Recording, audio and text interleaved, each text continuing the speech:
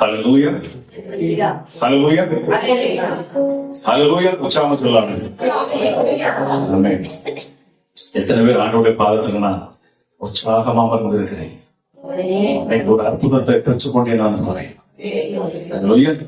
அதிசயம் செய்கிறவர்கள் என் மத்தியில் இருக்கிறார். எத்தனை பேர் விசுவாசிகள்? நிச்சயமாகவே அற்புதத்தை பெற்றுக்கொண்டு போவேன். அதிசயத்தை காண்பேன். ஆமென். ஹல்லேலூயா. வேதத்தை எடுத்தவர்கள் எசேக்கியேல் எழுதின தீர்க்க தரிசன புஸ்தகம் எசேக்கியேல் 37:14 எடுத்தவர்கள் சத்தமாய் வாசிங்க. என் ஆவியை உங்களுக்குள் வைப்பேன், வாசிங்க. நீங்கள் உயிரடைவீர்கள். என் ஆவியை உங்களுக்குள் வைப்பேன், நீங்கள் உயிரடைவீர்கள். நீங்கள் உயிரடைவீர்கள். நான் உங்களை உங்கள் தேசத்தில் வைப்பேன், நான் உங்களை உங்கள் தேசத்தில் வைப்பேன். அப்பொழுது நான் கர்த்தர் என்று அறிந்து கொள்வீர்கள். இதை சொன்னேன், இதை செய்வேன் என்றார். கைகளை தட்டி மயங்கப்படும். கர்த்தர் சொல்கிறார், என் ஆவியை உங்களுக்குள் வைப்பேன், நீங்கள் உயிரடைவீர்கள். என் ஆவியை உங்களுக்குள் வைப்பேன், நீங்கள் உயிரடைவீர்கள். இதை சொன்னேன், இதை செய்வேன் என்று ஆண்டவர் வாக்குப்படுகிறார். இந்த வருஷத்துல கர்த்தர் என்னோடு கூட ஆழமாய் பேசின வார்த்தை இதுதான். இதை சொன்னேன், இதை செய்வேன். எதை சொன்னார், இதை செய்வேனா சொல்லுங்க. என் ஆவியை உங்களுக்குள் வைப்பேன். ஆவி ஒரு மனுஷனுக்கு எவ்வளவு முக்கியங்கிறது நமக்கு தெரிஞ்சிருக்கும் இல்லையா? ஹல்லேலூயா. இல்லையா? நாம ஒருத்தர் மரிச்சு போனார் அப்படின்னா ஆவி போயிடுச்சு அப்படின்னு சொல்லுவோம். ஆமென். இல்லையா? மரித்தாதானே சொல்லுவாங்க, அவனுக்குள்ள இருந்த ஆவி போயிடுச்சுப்பா, அவ்வளவுதான், மரித்து போனான். அப்ப பாருங்க, ஆவிங்கிறது மிக முக்கியமானது. ஒரு மனுஷனுக்கு ஆவி என்பது மிக முக்கியமானது. ஏனென்றால் மனிதனை சிருஷ்டித்த பொழுது, உண்டாக்கின பொழுது தேவன் என்ன செய்கிறார்? தம்முடைய சாயல்ல மனிதனை உண்டாக்குவோம் என்று சொல்லி அவர் மனதில் என்ன செய்யறார்? அவர் விரும்புகிறார். நம்முடைய தேவன் திருத்துவ தேவனாக இருக்கிறார். அதாவது 3 விதமாக அவர் செயல்படுகிறார். பிதா, குமாரன், பரிசுத்த ஆவியானவர். பிதா என்பவர் அவர் சகலவற்றை ஆளுகை செய்கிறார். அவர் தான் சிருஷ்டிகர், எல்லாமே அவர் தான். ஆனாலும் அவருக்குள்ள புறப்படுகிற வார்த்தை கிறிஸ்து இயேசுவாக இருக்கிறார். இந்த வார்த்தையாய் அவர் வெளிப்படுகிற பொழுது கிறிஸ்து இயேசு வார்த்தையாய் வெளிப்படுகிறார். அந்த வார்த்தைக்கு உருவம் கொடுப்பது, அந்த வார்த்தை அதனுடைய வாயிலிருந்து புறப்படுவர்களுடைய வார்த்தை செயல்களிலே வெளிப்படுவது பரிசுத்த ஆவியானவர். ஆமென். ஹல்லேலூயா. ஆகவேதான் மனிதனுடைய வார்த்தை மிக முக்கியமானது. ஏன்னா வார்த்தை கிறிஸ்து இயேசு.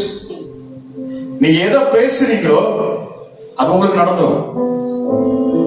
நீங்க ஒரு காரியத்தை நீங்க சொல்லிட்டே இருப்பீங்கன்னா நடந்துடும். ஏன் அப்படின்னா வார்த்தைக்கு உயிர் உண்டு. வார்த்தை ஜீவனை பெற்றுக் கொடுக்கும். நம்ம சொல்ல சொல்ல சொல்ல. ஆகவேதான் வேதம் நமக்கு சொல்லிக் கொடுத்திருக்கு, ஆசீர்வதிப்பதை அல்லாமல் சபியாதிருங்கள். இன்னைக்கு நிறைய பேர் குடும்பங்கள்ல நான் செபிக்கிற பொழுது, ஐயா என் பிள்ளை இப்படி ஆயிடுச்சு, என் பிள்ளை அப்படி ஆயிடுச்சுமா. ஆனா அவங்ககிட்ட நம்ம ஆழமா கவனிச்சோம் அப்படின்னா இவங்கதான் அந்த பையனையே சபிச்சிருப்பாங்க. இவங்க கோபத்திலையும் எரிச்சல என்ன செய்வாங்க? தன் பிள்ளையே என்ன செஞ்சிருப்பாங்க? சபிச்சிருப்பாங்க. அது அவங்களுக்கு சாதாரணமா ஏதோ பேசுகிற வார்த்தை போல தெரியும், ஆனால் அதுக்குள்ள லட்சியம் இருக்கு. வார்த்தை நம்ம என்ன செய்ய வேண்டும்? நிதானித்து பேச வேண்டும். இன்னைக்கு நான் ஒரு காரியத்தை உங்களுக்கு நான் வெளிப்படுத்துகிறேன். இந்த வார்த்தை நீங்க என்ன செய்யுங்க? தியானிச்சு பாருங்க. பரிசுத்த ஆவியானவர் உங்க கூட செயல்படுவார். அவன் தேவன், பிதாவாகிய தேவன் தம்முடைய சாயல்ல மனிதனை படைக்கிறார். ஏன் அப்படின்னா தேவன் அருகில் இருந்த பிதாவை துதித்துக் கொண்டிருந்த, ஆராதித்துக் கொண்டிருந்த, உயர்த்தி மகிமைப்படுத்திக் கொண்டிருந்த ஒரு பிரதான தூதன் இந்த பூமியில் தள்ளப்பட்டான். அந்த தூதனுடைய ஒர்க் என்ன அப்படின்னா தேவனை துதித்துக் கொண்டே இருப்பது. அவனுடைய வேலை என்னன்னா தேவனை எப்பொழுதும் புகழ்ந்து அவன் துதித்துக் கொண்டே இருப்பான். ஆனால் அவனுக்குள்ள என்ன வந்துருச்சுன்னா மேட்டிமை வந்துருச்சு, பெருமை வந்துருச்சு. அவன் என்ன சொல்றான் அப்படின்னா, நான் தேவனுக்கு மேல என்னுடைய சிங்காசனத்தை நான் போடுவேன். அவர் ஆராதிக்கிற அத்தனை தூதர்களை என்ன ஆராதிக்கணும்.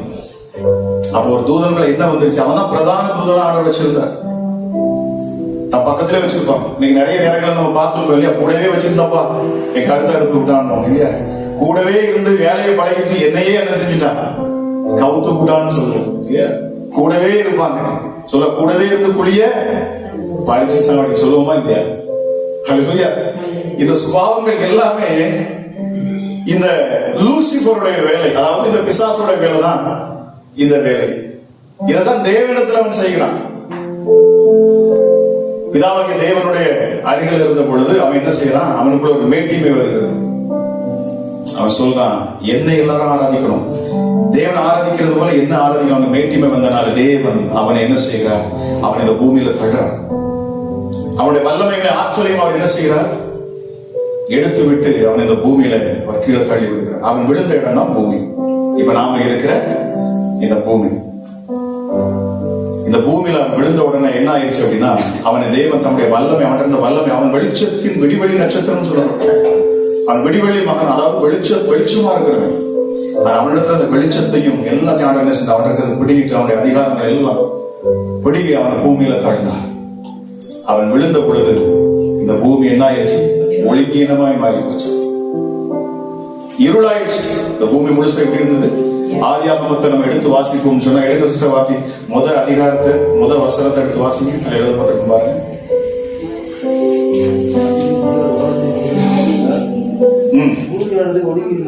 பூமியானது ஒழுங்கின்மையும் வெறுமையுமா இருந்தது, ஆழத்தின் மேல் இருள் இருந்தது, தேவ ஆவியானவர் ஜலத்தின் மேல் அசைவாடி கொண்டிருந்தார். பாருங்க, அங்க இருள் இருந்துச்சு அந்த பூமியில. காரணம், இந்த பிசாசுங்க தள்ளப்பட்ட. இப்ப ஆண்டவரை துதிக்கிறதுக்கு ஆள் இல்லை, அவர் உயர்த்துவதற்கு அங்க யாருமே இல்லை. அது அந்த இடம் என்ன எப்படி இருக்குது, காலியா இருக்கு, அந்த இடம் வெறுமையா இருக்கு. அப்பதான் தேவன் என்ன செய்கிறார் அப்படின்னா, நம்மளை துதிக்கிறதுக்கு நம்ம என்ன செய்வோம், மனிதனை உருவாக்குவோம், நம்முடைய சாயலை உருவாக்கும்னு சொல்லிதான் நம்மளை படைச்சார். எத்தனை பேருக்கு புரியுது? நான் உங்களுக்கு புரியணுங்கிறக்காக ரொம்ப அழகா நான் உங்களுக்கு சொல்றேன். மனிதனை எந்த லூசிபர் எந்த பிசாசு விழுந்து போனாலும் துதித்துக் கொண்டிருந்தாலும் அந்த இடத்தை ஃபில் பண்றதுதான் ஆண்டவர் நம்மளை படைச்சிருக்கிறார். அவர் துதிகளின் மத்தியில் வாசம் செய்கிறார். அவரை துதிக்கிற பொழுது, அவர் நாமத்தை மகிமைப்படுத்துகிற பொழுது அவருக்கு ரொம்ப பிரியமா இருக்கணும். நம்முடைய புலம்பல்கள், நம்முடைய பிரச்சனைகள் எல்லாமே அவருக்கு தெரியுமா. வேதம் சொல்லுகிறது, உங்கள் இருதயத்திலிருந்து உதட்டுக்கு வார்த்தை வருவதற்கு முன்பதாகவே உங்கள் தேவைகள் என்னது என்பதை உங்கள் பரமபிதா அறிந்து வைத்திருக்கிறார். அவருக்கு எல்லாமே தெரியும், உங்க பிரச்சனைகள் எல்லாமே அவருக்கு தெரியும். அவர் படைத்த நோக்கம் என்ன, அவரை ஆராதிக்கும்படி. சரி, இந்த இடத்துல நம்ம இன்னைக்கு வாசித்த வாக்கு தத்துவத்துல அந்த இடத்துல நம்ம ஆராய்ந்து பார்த்தோம்னா அங்க என்ன எழுதப்பட்டிருக்கிறதுனா, என் ஆவியை உங்களுக்கு வைப்பேன், நீங்கள் உயிரடைவீர்கள். அங்கே ஒரு எசேக்கியேல் ஒரு தீர்க்கதரிசி கிட்ட ஆண்டவர் சொல்றாரு, ஒரு பள்ளத்தாக்குள்ள அவனை கூட்டிட்டு போய் அங்க அவனுக்கு காமிக்கிறாரு. அவன் பார்க்கிற இடத்துல எல்லாமே உலர்ந்த எலும்புகளா தெரியும். அதாவது செத்து மரித்து அந்த சதை எல்லாமே போய் கடைசி எலும்பு மட்டும் இருக்கு, அங்கங்க பிரிஞ்சு கிடக்குது. எலும்பு நிறைந்த பள்ளத்தாக்கு. இந்த பள்ளத்தாக்க தேவன் காமிச்சு கேட்கிறாரு, எசேக்கியேல்ட்ட கேட்கிறாரு, எசேக்கியேல் இந்த எலும்புகள் எல்லாம் உயிரடையுமா அப்படின்னு கேட்கிறார். அப்ப அவன் சொல்றான், ஞானமா அந்த இடத்துல அவன் பேசுறான், ஆண்டவரே அதை நீரே அறிவு, அது உனக்கு மட்டும்தான் தெரியும். அல்லேலூயா. நம்ம ஆண்டவர்கிட்ட அவசரப்பட்டு என்ன செய்யக்கூடாது, தப்புன்னு பேசவே கூடாது. பாருங்க, அவருடைய நினைவுகள் வேறு, நம்முடைய நினைவுகள் வேறு அப்படின்னு சொல்லப்பட்டிருக்கு.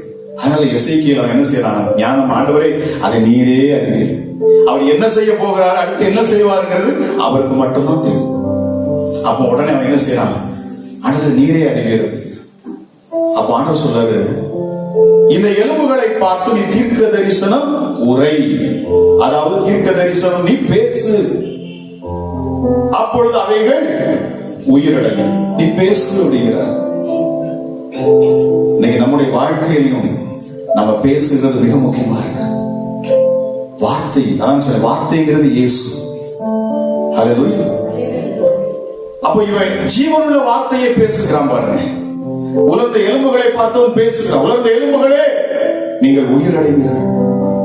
அவன் சொன்ன உடனே ஹல்லேலூயா, அந்த எலும்புகள் எல்லாம் என்ன செஞ்சதான் சொல்லுங்க, என்ன செஞ்சது? ஒன்றோடு ஒன்று அந்த இணையுது. அங்க சதை வந்துருச்சு, நரம்பு வந்துருச்சு, எல்லாமே வந்துருச்சு. அவன் வார்த்தையை பேசுற இதெல்லாம் நடந்துருச்சு. ஆனா அங்க என்ன இல்லை அப்படின்னா ஜீவன் இல்லை, ஆவி இல்லை. ஹல்லேலூயா. ஆவியில மனுஷனை படைத்த பொழுதும் பிதாவாகிய தேவன் தம்முடைய சாயல்ல மனுஷனை படைச்சிட்டு அவனை களிமண்ணில் எடுத்து படைக்கிறார். அவனை உருவாக்கிட்டு கடைசியை பார்க்கிறார், மனுஷன் அழகாக அவனுடைய சாயல படைக்கப்பட்டுட்டான். ஆனா என்ன இல்லைன்னா அங்க ஜீவன் இல்லை, உயிர் இல்லை. இன்னைக்கு நாம் அநேகர் அப்படித்தான் இருக்கிறோம். இயேசுவை நல்லா தெரியும், எல்லா விஷயமும் தெரியும். ஆனா நமக்குள்ள என்ன இல்லை? ஆவி இல்லை, ஆவி இல்லை. இல்லையா? நம்ம ஜெபிக்கிறோம், ஜெபிச்சு பார்க்கிறோம், போராடிலாம் ஜெபிக்கிறோம், உபவாசம் இருந்து ஜெபிக்கிறோம். ஆனாலும் அற்புதம் அங்கே நடக்கவில்லை. எல்லாமே இருக்கு பார்க்கிறதுக்கு, நம்மளை பார்க்கிறப்போ முழுமையா தெரியுது. ஆனா அங்க என்ன இல்லைன்னா ஜீவன் இல்லை, அதாவது உயிர் இல்லை, ஆவி இல்லை. இன்னைக்கு இந்த வருஷத்துல ஆவியானவரால் தான் உங்களுக்கு பார்த்து சொல்லுகிறார், நீங்க ஆவி இல்லாம இதுவரைக்கும் வந்திருக்கலாம், இதுவரைக்கும் நீங்க கேட்ட உங்கள் விண்ணப்பத்துக்கு பதில் இல்லாம இருக்கலாம். ஆனா இன்றிலிருந்து நீங்க அந்த பதிலை பெற்றுக் கொள்வீங்க. காரணம், என் தேவன் தம்முடைய ஆவியை உங்களுக்குள் வைப்பார். அல்லேலூயா. கைகளுக்கு வைக்கப்படுவோம். அல்லேலூயா, அல்லேலூயா. அங்கே பாருங்க, அந்த இடத்துல எப்படி பிதாவாகிய தேவன் என்ன செய்தாரா, அப்படியே உற்று கவனிக்கிறார். அந்த களிமண்ல படைச்ச அந்த மனுஷனை பார்க்கிறார், தம்முடைய சாயல இருக்கிறார். இப்பொழுது அவர் என்ன செய்யறாரா, தம்முடைய வாயில் உள்ள அந்த ஜீவ சுவாசத்தை அந்த மண்ணின் மேல் ஊதினார். அதுதான் பரிசுத்த ஆவியானவர். ஹல்லேலூயா. இந்த உலகத்திலே 3 பேர் ஆளுகை செய்யறாங்க. இப்பொழுது 3வது நபர் ஆளுகை செய்கிறார். இது ஒரு பெரிய சத்தியம், இதை நம்ம கண்டிப்பா அறியணும். முதலாவது பிதாவாகிய தேவன் ஆளுகை செய்தார், இந்த பூமி ஆளுகை செய்தார். மனுஷன் தேவன் கிட்ட போனாலே செத்து போயிடுவான், அவருடைய பிரசனத்துல போனாலே செத்து போயிடுவான். அவர்கிட்ட போக முடியாது, தேவனை யாரும் நெருங்க முடியாது. நியாயப்பிரமாண நாட்களே இயேசு கிறிஸ்து வருவதற்கு முன்பதாக ஒரு பிரதான ஆசாரியனா இருந்தா கூட அவன் ஒரு மகா பரிசுத்த ஸ்தலத்துக்குள்ள போகிற பொழுது அவன் இடுப்புல கயிறை கட்டிதான் உள்ள அனுப்புவாங்க. அவன் மேல ஏதாச்சும் ஒரு பாவம் தெரிஞ்சது அப்படின்னா அவன் அங்கே செத்துருவான்.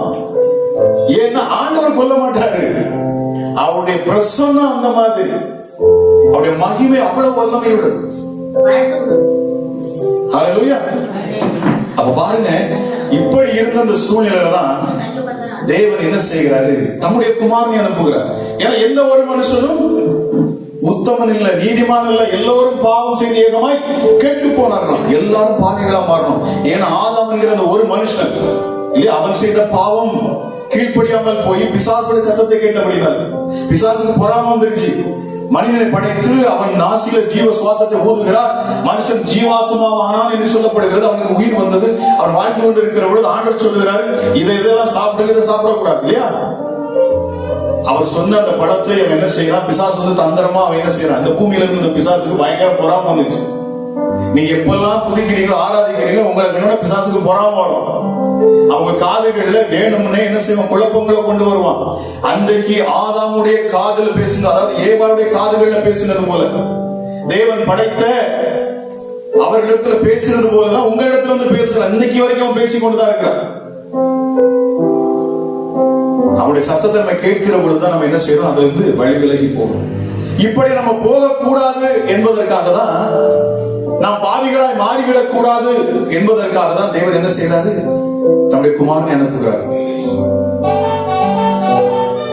இந்த பாவங்கள் எல்லாம் நீக்கப்படணுங்கிறதுக்காக தேவன் என்ன செய்யறார், தம்முடைய குமாரனை அனுப்புகிறார். அவர் சிலுவையில் ரத்தம் சிந்துறார்.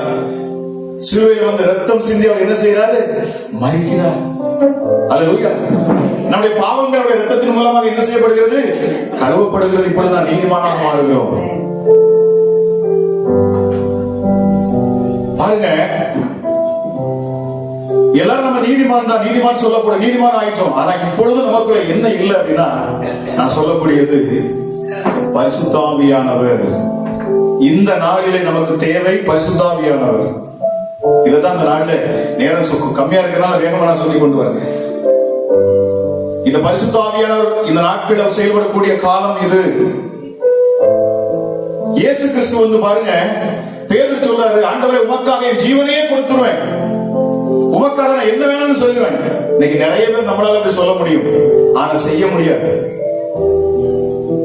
இதேதான் பேதுரு சொல்றான், உமக்காக என் ஜீவனையும் கொடுப்பேன் அப்படிங்கிறான். ஆண்டவர் சொல்ல, இல்ல இல்ல, நீ என்ன 3 தடவை மறுதளிப்பா அப்படிங்கிற.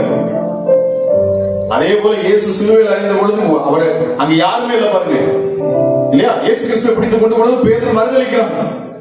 இவன் யாருன்னே தெரியாது, அவன் சொல்லி தூசிக்கிறான். நெருக்க வருகிற பொழுது நம்ம ஆண்டவர்கிட்ட நிறைய பேர் சொல்லுவாங்க, ஆண்டவர் நான் கடவுள்கிட்ட நான் சண்டை போடுறேன், ஆண்டவர்கிட்ட பயங்கரமா போராடுறோமாங்க. அப்படி இல்லை, அப்படிலாம் நம்மளால என்ன செய்ய முடியாது. அவரிடத்துல படைத்தவரிடத்துல நம்ம ஒண்ணுமே சொல்ல முடியாது, செய்ய முடியாது. ஹல்லேலூயா, ஹல்லேலூயா. எத்தனை பேருக்கு புரியுது நான் பேசுறது? ஆமென், ஹல்லேலூயா. தேவையானது ஒன்றே, நல்ல பங்கை தெரிந்து கொண்டால் மரியாதை. இயேசு கிறிஸ்துவின் பாதத்திலே அமர்ந்திருந்தால் அன்றைக்கு, இன்றைக்கு நான் உங்களுக்கு சொல்லுகிறேன், நல்ல பங்கு யார் அப்படின்னு சொன்னா பரிசுத்த ஆவியானவர். காலத்தை எவ்வளவாய் பார்க்கிறீர்களோ அவ்வளவாய் புத்தி சொல்லுங்க. காலம் சமீபமாய் இருக்கிறது என்று சொல்லப்பட்டிருக்கிறது. ஹல்லேலூயா. பிதாவாகிய தேவன் தம்முடைய ஊழியத்தை முடிச்சார் இந்த பூமியில. இரண்டாவது கிறிஸ்து இயேசு இந்த பூமிக்கு வந்தார். அவர் தம்முடைய ஊழியத்தை அவர் அழகாக நிறைவேற்றினார். எந்த ஒரு மனுஷன் இந்த கிறிஸ்து இயேசுவை ஏற்றுக்கொண்டு அவர் நாமத்தை அறிக்கை செய்கிற பொழுது, தன் பாவங்களை அறிக்கை செய்து விட்டு விடுகிற பொழுது அவனுக்கு அது மன்னிக்கப்படுகிறது. ஆனால் அதற்கு பிற்பாடு இயேசு சொன்ன மிக முக்கியமான வார்த்தை தான் இந்த பரிசுத்த ஆவியை பெற்றுக் கொள்ளுங்கள். ஹல்லேலூயா. ஆவி இல்லாதவன் ஜீவன் இல்லாதவன். ஒருவனுக்குள்ள பரிசுத்த ஆவி இல்லைன்னா அவன் ஜீவனே இல்லாதவன். அவன் என்ன வேணாலும் துதிக்கட்டும், என்ன வேணாலும் ஆண்டவர் உயர்த்தட்டும். உங்க ஆவிக்குள்ள அந்த பரிசுத்த ஆவி, தேவனுடைய ஆவி வந்து கலக்கப்படணும், இணைக்கப்படணும். நிறைய பேர் சொல்லுவாங்க, மணிக்கணக்காக ஜெபிக்கிறேன், ஜெபம் கேட்கப்படல. ஆனா பரிசுத்த ஆவியானவர் உங்களுக்குள் இருப்பார் என்று சொன்னார்.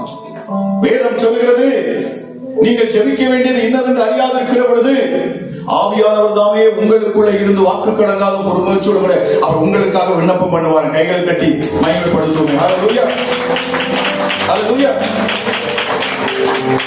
வேதத்தை எடுத்து வாசிக்க 2 கொரிந்தியர் 3:6.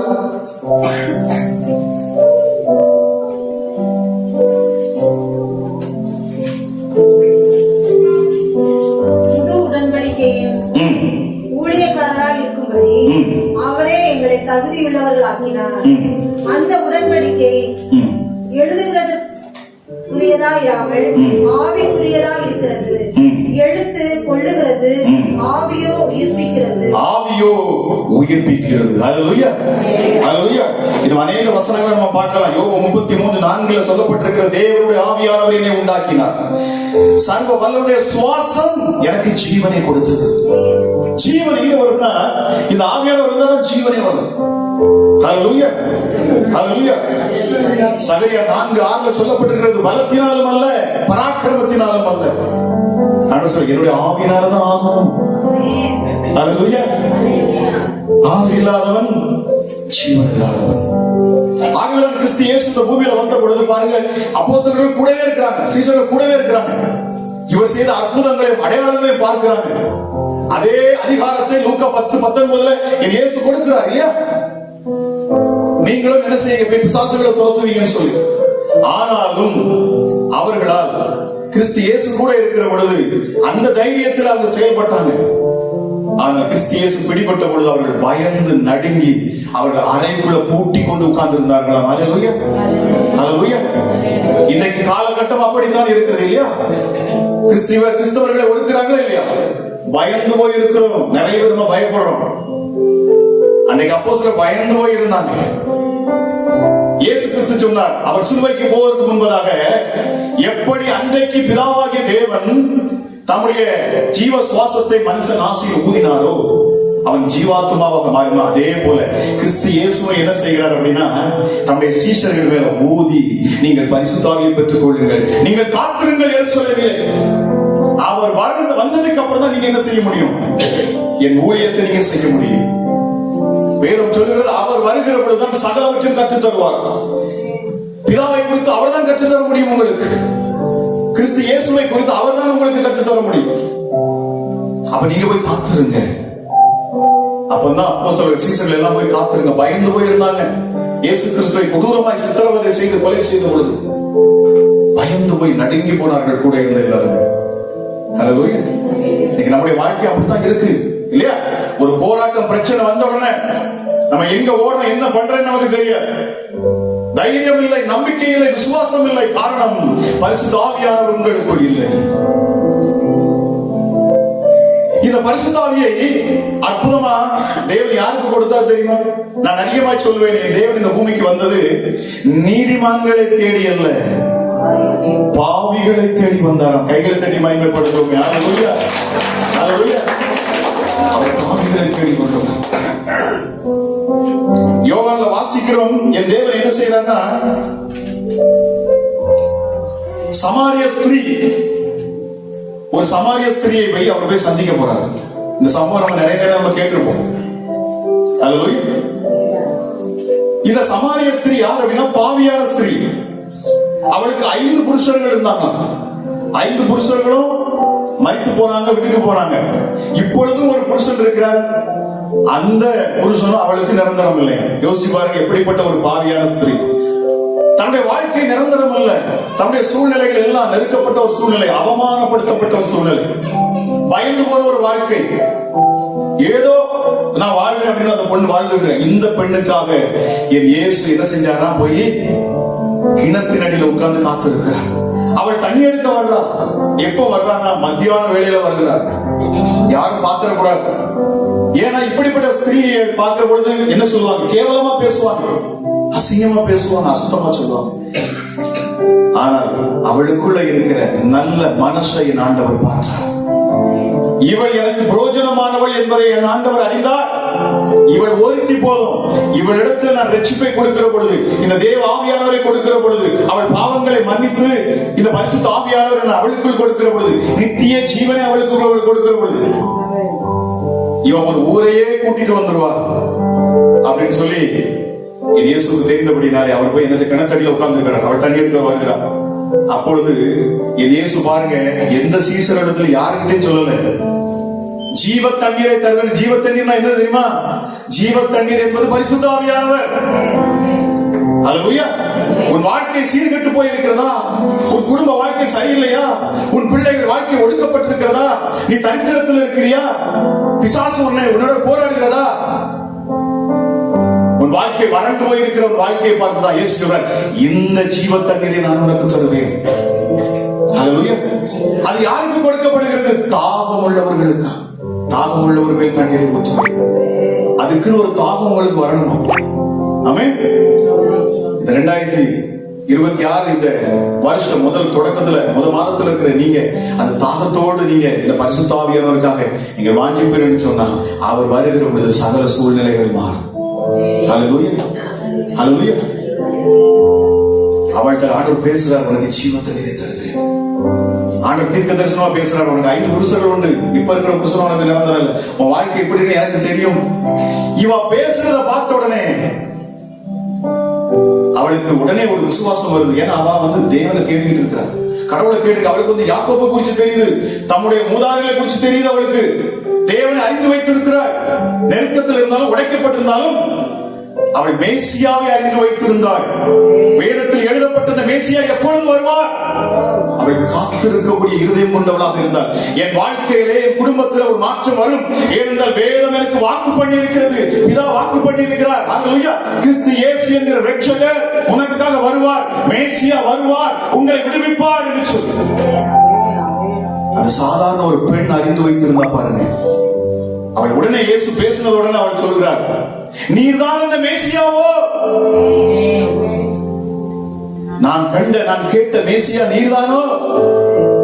அவளுக்குள்ள உடனே அவளுக்கு கையும் ஓடல காலம் ஓடல, குடத்தை அங்கேயே போட்டு பட்டணத்துக்குள்ள ஓடுறா, ஓடி சுவிசேஷம் சொல்லுகிறார். எத்தனை பேருக்கு புரியுது? அல்லேலூயா. அவள் போய் என்ன செஞ்சா? சுவிசேஷம் சொன்னாங்க. இன்னைக்கு நாம எத்தனை பேருக்கு சொல்லி இருக்கிறோம் இயேசுவை? அவள் சொன்னா, பட்டணத்துக்குள்ள போய் நீங்கள் வந்து பாருங்கள், அவர்தான் மேசியாவோ, வாங்க வாங்கன்னு சொல்லி ஒரு பட்டணத்தையே கூட்டிட்டு வந்தா பாருங்க. கைகளை தட்டி மகிமைப்படுத்துங்க. அல்லேலூயா. அற்புதமா இணைக்கப்பட்ட ஒரு பெண், ஆகாதற்கு தள்ளப்பட்ட பெண், ஜீவ தண்ணீரை இயேசு கொடுக்கிறேன் என்று சொன்ன உடனே அவளுக்குள்ள ஜீவன் வந்து பாருங்க. ஆவியானவர் செயல்பட்டார், பட்டணத்தையே கூட்டிட்டு வந்தா பாருங்க. அல்லேலூயா, அல்லேலூயா. அவள் வாழ்க்கை மாறினது. இன்னைக்கும் சரித்திரத்துல, வேதத்துல அவள் பெயர் எழுதப்பட்டிருக்கு. நம்ம எல்லாம் பெயரே இல்லாம அட்ரஸ் இல்லாம போயிடுறோம் இல்லையா? உலகத்துல எவ்வளவோ மக்கள், எவ்வளவு கூட்டங்கள் மத்தியில இன்னைக்கு பாருங்க அவளுடைய பெயர் எழுதப்பட்டிருக்கிறது. அவளை குறித்து இன்றும் பேசுகிறோம். பாத்தீங்களா? அல்லேலூயா. ஆண்டவர் சொன்னால, உங்கள் பெயர் பரலோகத்திலே ஜீவ புஸ்தகத்தில் நான் எழுதி வச்சிருக்கிறேன் அப்படிங்கிறார். ஆமென். அங்க எழுதப்பட்டிருக்கு உங்க பெயர். அவரை தேடுகிற பொழுது அவர் வருகிறார். அல்லேலூயா, அல்லேலூயா. அப்ப யோவான் 20:22 எடுத்தவங்க பாருங்க, அந்த இடத்துல ஆண்டவர் சொல்லுகிறார், அவர்கள் மேல் ஊதி. இதெல்லாம் நீங்க நோட் பண்ணி வச்சீங்க. இந்த மாதத்துல நீங்க தியானிச்சு பாருங்க. இந்த மாதம் முடிவதற்குள்ள உங்க வாழ்க்கையில நீங்கள் நிறைய அற்புதங்களை பார்ப்பீங்க. இதுவரை இந்த வருஷம் வரைக்கும் உங்க வாழ்க்கையில நடக்காத, இதுவரை நடந்திராத அதிசயங்களும் அற்புதங்களை உங்கள் வாழ்க்கையில காண்பீங்க. கைகளை தட்டி மகிமைப்படுத்துங்க. அல்லேலூயா, அல்லேலூயா, அல்லேலூயா.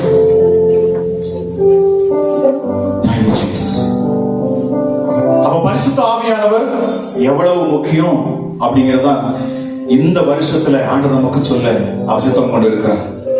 ஏன்னா இந்த நாட்கள், ஏன்னா நான் சொன்ன மாதிரி பிதா தம்முடைய வேலையை முடித்தார். பழைய ஏற்பாடு எடுத்து படிச்சோம்னா அங்க ஃபுல்லா பிதாவுடைய கிரியைகள் இருந்தது. பிதா எவ்வளவு வல்லமை உள்ளவர். அவர் பாவத்தை பார்க்காத சுத்தக்கண்ண பரிசுத்தம் உள்ள தேவன். ஜனங்கள்லாம் மோசே வந்து சீனா மலையிலே தேவனை தரிசித்து வந்து கீழே வருகிற பொழுது அவருடைய முகம் பிரகாசிக்கிறது. ஜனங்கள் கண்டு பயந்தார்களாம். தேவன் பேசின சத்தத்தை கேட்ட பொழுது மிருக ஜீவன்கள் முதல் கொண்டு மரித்து போனது, செத்து போனது. ஜனங்கள் அதை கண்டு பயந்து நடுங்கி சொல்றாங்க, தேவன், அந்த தேவன் எங்களிடத்துல பேச வேண்டாம், அவர் மோசே மூலமாவே எங்களிடத்துல பேசணும்னு சொல்லி பயந்தாங்க. ஆனால் தேவன் நம்ம மேல அளவு கடந்த அன்பு வைத்திருந்தார். அவர் மனிதனை படைத்த பொழுது, உங்களை பார்க்கிற பொழுது, என்ன பார்க்கிற பொழுது, அவர் தன்னை பார்த்ததா நினைத்துக் கொண்டு அவர் சந்தோஷப்பட்டு கொண்டு வரார். உங்களை பார்க்கிறப்பெல்லாம், மனிதர்களை பார்க்கிற பொழுது அவர் தன்னையே பார்க்கிறார். அவர் என்ன செஞ்சாருன்னா, நான் உங்களை ரொம்ப நேசிக்கிறேன், உங்களை ரொம்ப அன்பு கூறுறேன், ஆனா உங்க பாவம் என்னை என்ன செய்ய முடியல, நெருங்க முடியல, உங்ககிட்ட என்னால வர முடியல, உன்னை ஆசீர்வதிக்க முடியல. எனக்கு விருப்பம் இருக்கு, எனக்கு ஆசை இருக்கு, ஆனா உன்னை ஆசீர்வதிக்க முடியல. காரணம், பாவம் என்கிற சுவர் உனக்கு முன்பாக இருக்கிறதே. நான் உன்னை நெருங்கி வந்தோம்னா நீ மறிச்சு போயிடுவா, நீ அழிஞ்சு போயிடுவா. ஏன்னா நீதி உள்ள தேவன். ஆகவேதான் பிதாவாகிய தேவன் என்ன செஞ்சாரு, இதற்கு ஒரு தீர்வாகத்தான் குமாரனாகிய கிறிஸ்து இயேசுவை அனுப்பினார். ஹல்லேலூயா. அவரை சிலுவையில ஒரு பாவமும் செய்யாமல் பூமியில வாழ்ந்து காமிக்கிறார். அது வரைக்கும் ஆட்டு ரத்தம், கோழி ரத்தம் இதெல்லாம் கொடுக்கப்பட்டுச்சு. ஆட்டுக்கு வந்து நன்மை தீமை தெரியுமா? இது பாவம், இது குற்றம், இது குற்றம் தெரியுமா? தெரியாது.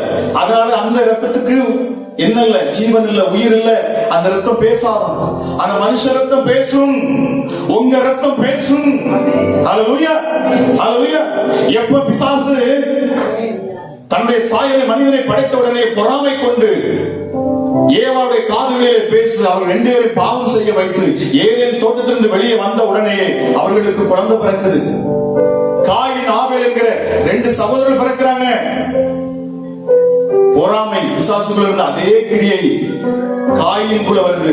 தன் சொந்த சகோதரனை அவன் கொலை செய்கிறான். இன்னைக்கு வரைக்கும், இன்னைக்கு நம்ம எதிரின்னு சொன்னா, இன்னைக்கு உங்ககிட்ட நான் கேட்டேன், எம்மா உங்க எதிரி யாரு? ஆனா நீ யார சொல்லுவீங்கன்னா, எங்கேயோ வெளி தேசத்துல இருக்கிற, வெளி மாநிலத்தில் இருக்கிற ஒரு மனுஷனையா நீங்க சொல்லுவீங்க? சொல்லி பாருங்க, யோசிச்சு பாருங்க, சொல்லி பாருங்க. இல்ல, நீங்க யார சொல்லுவீங்க? என் அண்ணன் எனக்கு எதிரி, என் அக்கா எனக்கு எதிரி, என் மாமியார் எனக்கு எதிரி, என் மகன் எனக்கு எதிரி சொல்றவன் இல்ல. யார சொல்றோம்? நம்ம சொந்த சகோதரர்களுக்கு விரோதமாக நம்ம நிற்கிறோம். உங்க இருதயத்தில் அப்படிப்பட்ட கசப்புகளை நீங்க வைப்பீங்கன்னு சொன்னா என் தேவன் ஒருபோதும் உங்களை ஆசீர்வதிக்க முடியாது. அல்லேலூயா, அல்லேலூயா. ஆண்டவர் சொல்றார், நீ காணிக்கை கொண்டு வருகிற பொழுது கூட காணிக்கை அங்கே வச்சுட்டு போயிரு, அந்த காணிக்கை அங்கீகரிக்க மாட்டேன். நீ முதலாவது போய் உன் சகோதரனிடம் சொல்லி நீ சமாதானம் பொருந்து. அல்லேலூயா. நீங்க அநேகர் கேட்டுக்கொண்டு இருக்கலாம், ஆனால் இதை நீங்க ஆழத்துல இருதயத்தில் புரிந்து கொள்ளுங்க. யார் மேலாவது கசப்பு வச்சிருப்பீங்க அப்படின்னு சொன்னா இந்த வருஷ தொடக்கத்துல நீங்க சொல்லுங்க, ஆண்டவரே என் சகோதரி எனக்கு விரோதமா அவங்க செயல்பட்டதுதான், என் சகோதரன் எனக்கு விரோதமா செயல்பட்டதுதான், நான் நம்பி வச்சிருந்த என் கூட இருந்த மனுஷன் எனக்கு துரோகம் பண்ணதான், ஆனால் நான் மன்னிக்கிறேன் அவளை மன்னிக்கிறேன். இந்த இடத்துல நீங்க பொறுத்தனையை எடுத்து பாருங்க, உங்க வாழ்க்கை மறுரூபமாகும். அல்லேலூயா. உங்க சூழ்நிலைகள் மாறுங்க.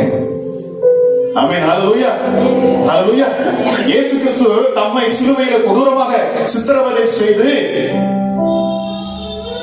அவருடைய ஆடையெல்லாம் எடுத்து நிர்வாணப்படுத்தி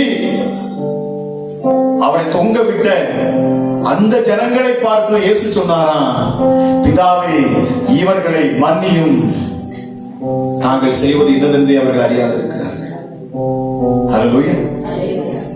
நம்ம ஒருத்தர் நமக்கு எதிராக ஏதாவது செயல்பட்டா கூட பழிவாங்காம விடவே மாட்டேன், அவளை விடவே மாட்டேன், என் மாமியாரை விடவே மாட்டேன், என் மருமகளை விடவே மாட்டேன். எத்தனை பேர் நீங்க இப்படி சொல்லிக் கொண்டிருக்கிறீங்களோ, உங்க இருதயத்தில் இப்படிப்பட்ட கசப்புகளை வைத்துக் கொண்டிருப்பீங்கன்னு சொன்னால் இந்த பரிசுத்த ஆவியானவர் செயல்பட முடியாது. அவர் உங்களுக்குள் இருக்க மாட்டார். வேறொரு ஆவி உங்களுக்குள் வரும். அந்த ஆவிதான் சவுலுக்குள் வந்தது. சவுல் அபிஷேகம் பண்ணப்பட்டவன், தாவீதும் அபிஷேகம் பண்ணப்படுகிறான். ரெண்டு பேரும் அபிஷேகம் பண்ணப்பட்ட மனுஷர்கள் தான். ஆனால் எப்பொழுது சவுலுக்குள் பொறாமை வந்ததோ, சவுல் கொண்டது 1000, தாவீது கொண்டது 10000 என்று சொன்ன பொழுது இவனால் தாங்கிக் கொள்ள முடியல.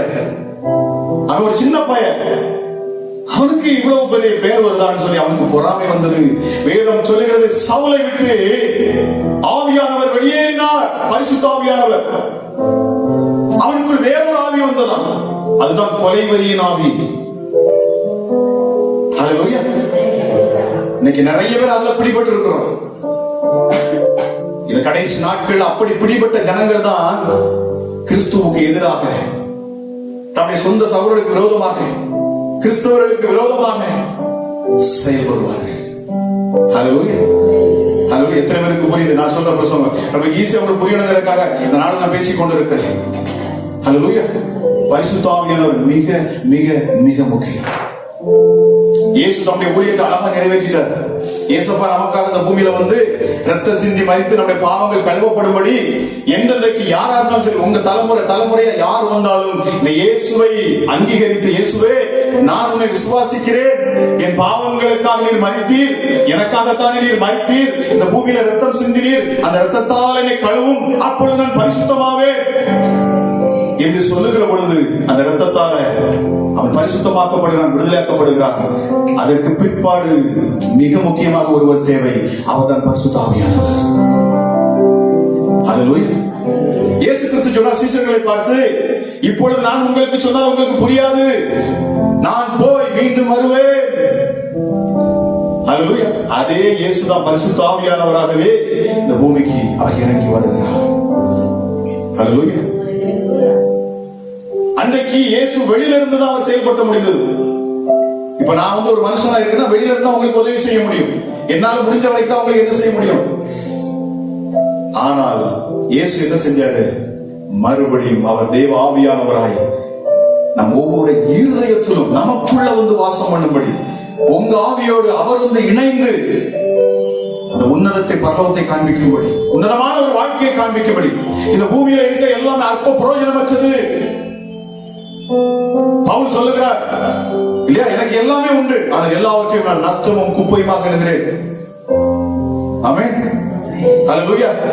எத்தனை பேர் சொல்ல போறீங்க, ஆண்டவரே இந்த உலகத்துக்காக அல்ல, இதை நீங்க எனக்கு தருவீங்க, அது எனக்கு தெரியும், நீ என் தகப்பன், என் தேவைகள் நீங்க அறிவீங்க. ஆனா அந்த நித்திய ஜீவனுக்காக அந்த ஜீவத்தை நேர எனக்கும் தாங்கப்பா அப்படின்னு விசுவாசத்தோடு இந்த நேரத்துல இருப்பீங்க. கைகளை உயர்த்தி சொல்லுங்க, ஆண்டவரே சொல்லுங்க, ஏசப்பா பரிசுத்த ஆவியை எனக்கு தாங்க. இந்த இடத்துல நான் போகிற பொழுது ஆவியை பெற்றுக்கொண்டு நான் போகட்டும். சொல்லுங்க, நான் ஆவியை பெற்றுக்கொண்டு போகட்டும். ஹல்லேலூயா. அந்த பரிசுத்த ஆவியை நான் பெற்றுக்கொள்ளட்டும். அந்த தாகம் எனக்கு உண்டாகட்டும். ஹல்லேலூயா. கிறிஸ்து இயேசுவுக்குள் இருந்த அதே பரிசுத்த ஆவியானவரை நான் பெற்றுக்கொள்ளட்டும். சொல்லுங்க, ஆமென். ஹல்லேலூயா. ஒரு பாவம் செய்யாம இந்த பூமியில அவர் வாழ்ந்து காண்பித்து தம்முடைய இரத்தத்தையே அவர் சிந்தினார். குற்றமற்ற ஆட்டுக்குட்டியானவராம் நம் ஆண்டவராக இயேசு கிறிஸ்துவின் இரத்தம் அது விலையேற பெற்றதாம். இந்த இரத்தத்தால கழுவப்படுகிறவர்கள் நாம் நீதிமானாக மாறுகிறோம். இப்பொழுது தேவ ஆவியானவர் நமக்குள் செயல்படுவார். இந்த பரிசுத்த ஆவியானவரால் இந்த வருஷத்துல என் ஆண்டவர் அவர் வாக்குத்தத்தமாக கொடுத்திருக்கிறார். கையில தட்டி மகிமைப்படுத்துகிறோம். ஹல்லேலூயா. ஹல்லேலூயா. உலகமே உங்க வாழ்க்கையில ஜீவனை உண்டாக்கும்படி என் தேவ ஆவியானவர் அவர் உங்கள் மேல் அசைவாடுகிற பொழுது நிச்சயமாகவே மாறும். நிச்சயமாகவே மாறும். ஹல்லேலூயா. ஹல்லேலூயா. ஹல்லேலூயா. நிச்சயமாகவே நாளை தினத்துல நீங்க எல்லாரும் வருவீங்க தானே? எத்தனை பேர் வருவீங்க? நாளைக்கு மீட்டிங் இருக்கு. ஹல்லேலூயா. ஹல்லேலூயா. ஆமா, தவறாம வாங்க. ஆமென். கர்த்தர் உங்க கூட பேசுவார். ஆமென். ஹல்லேலூயா. நிச்சயமா அந்த 2 நாள்ல நீங்க ஒரு அற்புதத்தை நீங்க பாப்பீங்க. இப்பொழுது அவர் இருக்கிற இடத்துல ஹல்லேலூயா அப்படியே கண்களை மூடி இருங்க. உட்கார்ந்து இருந்து அப்படி இருக்கிற இடத்துல கண்களை மூடி ஒரு சொல்ல செய்வோம். Thank you Jesus. Thank you Holy Spirit. Thank you my master. நன்றி ஆண்டவரே. நன்றி பரிசுத்த ஆவியானவரே. எளிமையான ஒரு விளக்கத்தை கொடுக்கும்படிக்கு என் இருதயத்தில் ஏவியதவா தேவையான ஒன்று அந்த பரிசுத்த ஆவியானவர். ஹல்லேலூயா. இந்த நாளில் எங்க மத்தியில ஊழியம் செய்கிறவர் கிறிஸ்து இயேசு எவ்வளவாய் அவர் நேசித்தார். பிதாவாகிய தேவன் எவ்வளவாய் நான் உங்களை நேசிக்கிறேன் என்று சொல்லி தன் இருதயத்தை திறந்து காண்பிக்கும்படியாக குமாரனாகிய கிறிஸ்து இயேசுவை கொடுத்தார். அதை சரியாய் புரிந்து கொள்ள, உணர்ந்து கொள்ள, பிதாவுடைய சத்தத்தை சரியாய் கேட்க, நான் ஆரம்பத்தில் சொன்னது போல ஒரு தாய் எப்படி தன் பிள்ளை கதறுகிற பொழுது, கூப்பிடுகிற பொழுது அதன் ஆபத்தை புரிந்து கொண்டு, அதன் சூழ்நிலையை புரிந்து கொண்டு எப்படி ஒரு தாய் அவள் ஓடோடி வருகிறாளோ அதுபோல ஓடோடி வரும்படிக்கு அந்த உணர்வுகளை கொடுக்கிற பரிசுத்த ஆவியானவர் பிதாவுடைய இருதயத்தை நமக்கு வெளிப்படுத்துகிற பரிசுத்த ஆவியானவர். ஏசப்பா இந்த இடத்துல வந்திருக்க ஒவ்வொரு மேலும் அந்த ஆவியானவர் செயல்படுவார். Thank you Jesus. இந்த யூடியூப் மூலமாக உலகமெங்கும் இருந்து பார்த்து கொண்டிருக்கிற உங்களுக்காக நான் ஜெபிக்கிறேன். Thank you my master. நீங்க இருக்கிற இடத்துல உங்கள் வீடுகளுக்குள்ள ஒருவேளை நீங்க வீட்டில இருந்து பார்த்து கொண்டிருக்கலாம். என் தேவ ஆவியானவர் உங்கள் வீடுகள் அவர் இறங்குவார். உங்க அருகில் அவர் இறங்குகிறார். உங்க உள்ளத்துக்குள் அவர் இறங்குகிறார். தேவ பிரசன்னம் நீங்க இருக்கிற இடத்துல இறங்கும். தேவ அக்கினி உங்களை தொடும். என் தேவ ஆவியானவர் உங்க மேல் அசைவாடுவாராக. ஒழுங்கீனமா இருந்த ஹல்லேலூயா இருள் நிறைந்த பூமி என் தேவ ஆவியானவர் அசைவாடுகிற பொழுது ஒழுங்கீனமான ஹல்லேலூயா ஹல்லேலூயா ஒழுங்கீனமானது ஒழுங்காய் மாறினது போல, இருள் வெளிச்சமாய் மாறினது போல, ஜீவன் இல்லாத மனுஷனுக்குள்ள தேவ ஆவியானவர் வந்த பொழுது அவன் ஜீவனை பெற்றுக் கொண்டவர். இப்பொழுதே இந்த நிமிஷமே இதை கேட்டுக் கொண்டிருக்கிற, பார்த்து கொண்டிருக்கிற, இதை விசுவாசித்து ஏற்றுக்கொண்டிருக்கிற, தாகத்தோடு நிற்கிற ஒவ்வொரு பிள்ளைகளையும் தேவ ஆவியானவர் நிரப்புவார். ஆவியானவர் எங்கோ அங்கே விடுதலை உண்டு, விடுதலை உண்டு. ஹல்லேலூயா. பரிசுத்த ஆவியானவர் உங்களிடத்தில் வருகிற பொழுது நீங்கள் பலனடைவீர்கள். எருசலேம், யூதேயா, சமாரியா மற்றும் தேசத்தின் கடைசி பரியந்தமும் எனக்காக நீங்கள் சாட்சிகளாயிருப்பீர்கள். கைகளை தட்டி மகிமைப்படுத்தும் இந்த நேரத்தில் பரிசுத்த ஆவியானவருக்கு கைகளை தட்டி மகிமைப்படுத்தும். இயேசு சொன்னார், பரிசுத்த ஆவியானவர் உங்களிடத்தில் வருகிற பொழுது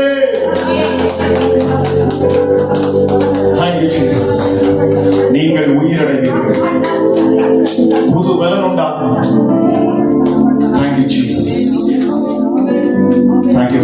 இப்போ எழுந்து இந்த வீடியோ உங்களுக்கு மிகுந்த பலனுள்ளதாக இருந்திருக்கும் என்று சொல்லி நான் கர்த்தருக்குள் விசுவாசிக்கிறேன். அது மாத்திரமல்ல, இன்றைக்கி அநேகர் வீடியோ பார்க்குறீங்க, ஆனால் சப்ஸ்கிரைப் பண்ண மறந்து போயிடுறீங்க. பிரியமானவர்களே, சப்ஸ்கிரைப் பண்ணி நீங்கள் பெல் பட்டனை கிளிக் பண்ணுவீங்க அப்படின்னு சொன்னால் அடுத்து நாங்கள் போடக்கூடிய ஒவ்வொரு வீடியோவும் உங்களுக்கு வந்து சேரும். பிரியமானவர்களே,